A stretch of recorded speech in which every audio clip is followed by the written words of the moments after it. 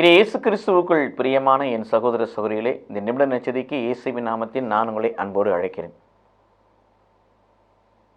அருட்கரம் என்னோடு இருந்தால், ஆண்டவரின் அருட்கரம் என்னோடு இருந்தால் நாம் எதையும் செய்ய முடியும். நெகேமியா 2ஆம் அதிகாரம் 1 முதல் 8 வரை வாசிக்கின்ற பொழுது, ஆண்டவருடைய அருட்கரம் நெகேமியாவோடு இருந்தபடினால் எல்லாருடைய மன்னர் முதற்கொண்டு பணியாளர்கள் முதற்கொண்டு எல்லாருடைய கண்களிலும் அவருக்கு தயவு கிடைத்தது. ஆகவே ஆண்டவருக்கென யூதா நகரை அவரை கட்டி எழுப்பினார்.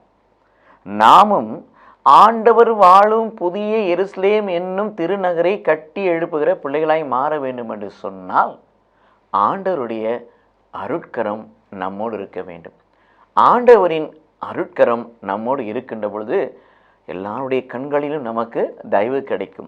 இது இயேசு கிறிஸ்துவுக்குள் பிரியமான என் சகோதர சகோதரிகளே, ஏசாயா 49:15-16 வாசிக்கிறோம்.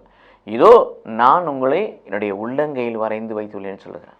நாம் கடவுளுடைய உள்ளங்கையில் வரையப்பட்டவர்களாக தாங்கப்பட்டவர்களாய் மாற வேண்டும். அப்படி நாம் இயேசுவுடைய ஆண்டவருடைய கடவுளுடைய கரங்களில் இருக்கிற பிள்ளைகளாய், நாம் வரையப்பட்ட பிள்ளைகளாய், பொறிக்கப்பட்ட பிள்ளைகளாய் இருக்க வேண்டும் என்று சொன்னால் 1 பேதுரு 5ஆம் அதிகாரம் 6-7 வாசிப்பது போல, இது இயேசுவில் பிரியமானவர்களே, அவர் வந்து நம்மை உயர்த்தும்படி அவருடைய பலத்த கரங்களுக்குள் நம்மை தாழ்மையாக மனத்தாழ்ச்சியோடு ஒப்பு கொடுக்க வேண்டும். நம்மை அவருக்கு அர்ப்பணிக்க வேண்டும், நம்மை அவருக்கு கையளிக்க வேண்டும், நம்மை அவருக்கு ஒப்புடுக்க வேண்டும், அவருடைய கரங்களுக்கு முன்பதாக நம்மை தாழ்த்த வேண்டும். இத்தகைய மனோபாவம் உங்களுக்குள் எனக்குள்ளும் இருக்கும் என்று சொன்னால் நாம் இறைவனுடைய கரங்களுக்கு இருப்போம்.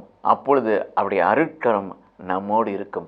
அவருடைய அருட்கரம் நம்மோடு இருக்கின்ற பொழுது நெகேமியாவுக்கு எல்லாருடைய கண்களும் தயவு கிடைத்தது போல உங்களுக்கும் எனக்கும் கடவுள் எல்லாருடைய கண்களிலும் தயவு கிடைக்க செய்து ஆண்டவருக்கென புதிய எருசலேமை கட்டி எழுப்புகிற பிள்ளைகளாய் மாறுவது மட்டுமில்லாமல் நாம் எழுப்பக்கூடிய, நாம் வேண்டக்கூடிய, நாம் விரும்பக்கூடிய எல்லா காரியங்களையும் கடவுள் நன்மைக்கு இதுவாய் மாற்றி கொடுப்பார்.